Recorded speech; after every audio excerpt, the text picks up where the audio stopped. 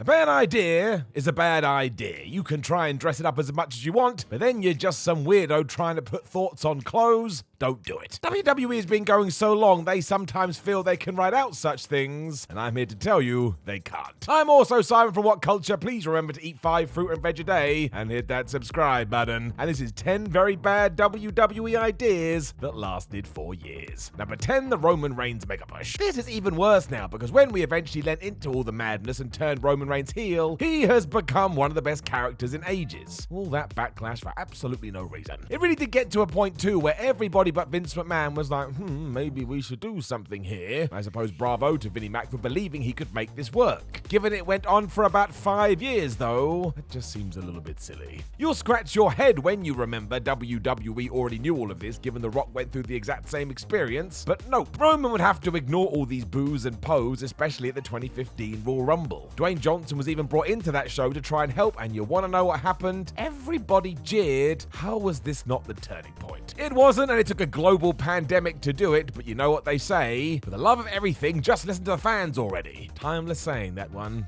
Timeless. Number 9, gimmick pay-per-views. I do not like gimmick pay-per-views, and as a man who is always trying to be a Mr. Positive Pete, that is saying something. The major problem with them is that it locks you into an idea even if that idea doesn't suit the current period, plus you take your stipulations and run them into the ground. The only ones that really make sense are Money in the Bank and the Royal Rumble, but Hell in a Cell, Elimination Chamber, TLC, Extreme Rules, and who knows what else, are so retroactively fit into what WWE needs that these matches lose their fear, especially the Cell. Remember when that one was first rolled out? People were terrified of it. Now it's just something in June. Now, to be fair, WWE is set to reduce these in 2022, so we shall wait and see. But the best stories build to these insane affairs and aren't just fitted in because that's what the calendar says. Number 8, really long pay-per-views. I was there. WrestleMania 35, New York. It was fun. I was pumped. And 7 hours later, I felt like I'd been given a little bit too much entertainment and I wanted to go to sleep. And I know it seems silly criticizing getting more bang for your buck, but I tell ya, I don't find it very fun. It's why Mania has now gone over 2 nights, as I suppose WWE can't help themselves.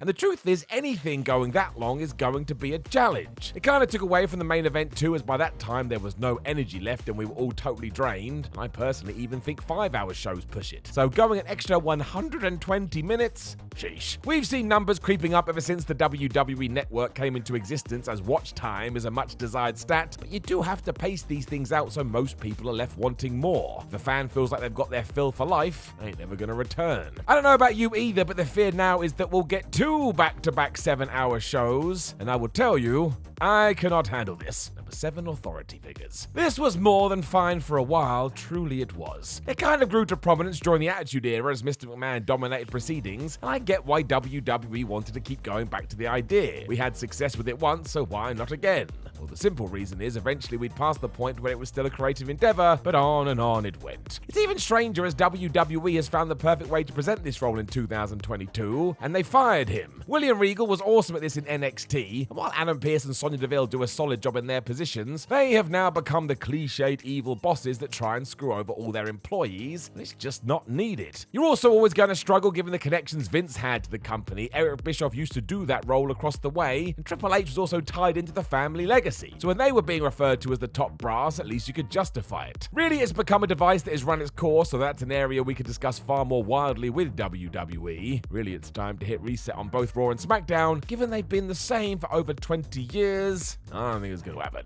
Number 6, the actual authority. And surprisingly, all this did indeed go past its peak when we last did it on a huge scale. I wouldn't call the authority a failure by any means, but there were issues. The Daniel Bryan situation has been well documented, and there was also the fact that while Triple H would often get his, Stephanie McMahon never would. The megalomaniac manager has to get their comeuppance at some stage, otherwise there's no payoff for the audience. When the Bryan story was done too, we just took Roman and tried to repeat the magic, and we've already talked about that. For better or worse, it just didn't click, and nobody else really benefited. This wasn't a Steve Austin or The Rock situation who did come out the other side bigger than they were going in. So it was just something to do because we did it before, or a structure we knew how to work around and within. And again, I don't want to keep going on about it. Sometimes you just gotta do something new. Number 5, name changes. I really don't care about this. I have so many real issues in my life, I just can't bring myself to get mad because WWE changes somebody's name. However, that doesn't mean it isn't really stupid. because it is. And look, there is a reason to do it here and there. If you've got a fresh-faced superstar and you want to create them in your own image, awesome, go nuts, makes sense. This isn't what usually happens though, because instead we take Walter and we make him Gunther. We tell Matthew Riddle he can't be Matthew anymore, Biggie Langston loses his surname, and Bron Breakker is secretly a Steiner, but don't you dare say it out loud. You gotta treat your audience with respect, and this simply doesn't. You're being asked to just go with some flow, even though some of the individuals, e.g. Walter, have been long-running champions in the same company. It's like me being asked to be called Derek Manpower, which would be my NXT name if you care. You ain't gonna do it though, you're gonna go, shut up Simon, and then I gotta go cry in my room. Number 4, brand warfare at the Survivor Series. Aside from another idea that's simply in need of some freshening up, WWE's decision to just cross the lines of the brand split throughout the year has taken the concept in November and buried it even before you get there. I mean, how can anyone be that excited when we've seen wrestlers jump ship for the past 12 months while also telling us they don't care if they're on Raw or SmackDown? You can't just wave a magic wand and say that everyone is now ready to bleed red or blue. It doesn't work, and it falls back into that territory of, well, we always do this, so we'll do it again.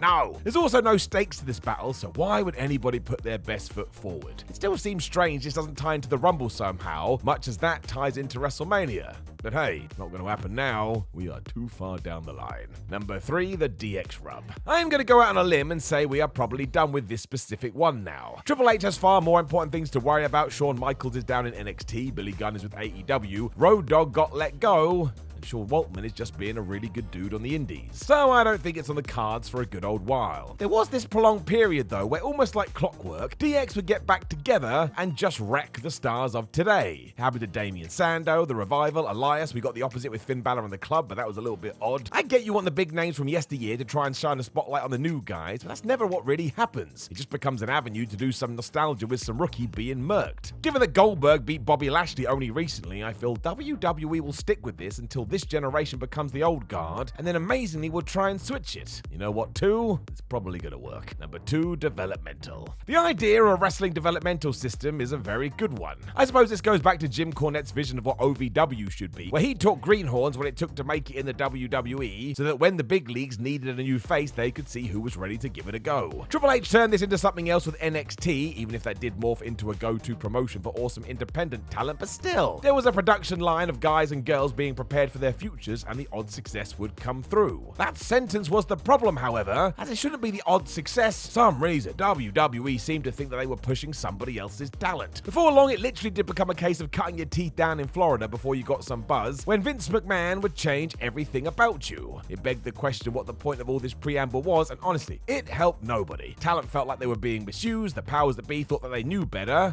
It was a mess. It's why NXT 2.0 will hopefully breed better results, but even then, the checklist for what makes a WWE superstar is now so specific, it takes away a lot of the fun wrestling is all about. Really, I could have summed this up in one sentence. Let's just hope with all our hearts Bron Breakker smashes it. Otherwise, ruh-roh. Number 1, scripted promos. WWE began scripting their promos somewhere around the year 2000. You know what? Good for them. If somebody needs a helping hand, this should be on offer, and even Bryan Danielson said recently he enjoyed the process. The problem is that this became mandatory for everyone, and that's just silly. Some birds can't have their wings clipped, they need to fly. Instead, you had to break through the ceiling to get this honor, like a John Cena, but even then, he was somewhat tied. His position just meant he could riff with the material and get away with it. When you have someone like Steve Austin saying he likely wouldn't have been the star he was if he had to go through this though, how is that not enough? Some of these scripts are bizarre too and make human beings sound like they've come from another planet, and that's just not relatable. I don't think we need to draw a line under them entirely, but picking and choosing our moments would be appreciated. I think AEW has shown that you can get some true magic when the cuffs are off, and there's plenty of WWE employees who can do this too. They're just not allowed. I find that quite odd. Know of any other bad WWE ideas that lasted for years? Make sure you let us know in the comments below, and don't forget to like the video, share the video, and subscribe. Then head over to whatculture.com where you can read articles like this with your eyes. Make sure you come watch another video here on YouTube, and we're on social media. Give us a follow. My name is Simon from What Culture. Thank you very much for joining me as always, and I look forward to talking to you again very, very soon.